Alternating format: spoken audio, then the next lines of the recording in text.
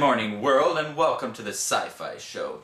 It's my new Monday to Thursday show where I'll be bringing you things that I find interesting in the sci-fi and fantasy genre. So let's get to it. Our first story is for fans of the show Fringe. I'm sure by now you've heard that it's moved from Thursdays to Friday nights. A lot of fans are outraged at this move, saying that it's actually going to kill the show. The producers say that the move is good for the show, and the fact that they have a strong, loyal fan base means that their fans will follow them from Thursdays to Friday nights. It'll be interesting to see how this move affects the show, seeing as when Stargate moved from Friday nights to Tuesday nights, its ratings dropped almost immediately. But that could have something to do with the fact that Stargate sucked. Our next story is for fans of the upcoming television show Game of Thrones on HBO. HBO has recently released a new 10-minute featurette where they have interviews with cast members and producers and George R.R. Martin himself talking about what the show is and what makes it different. It's a really good, interesting featurette.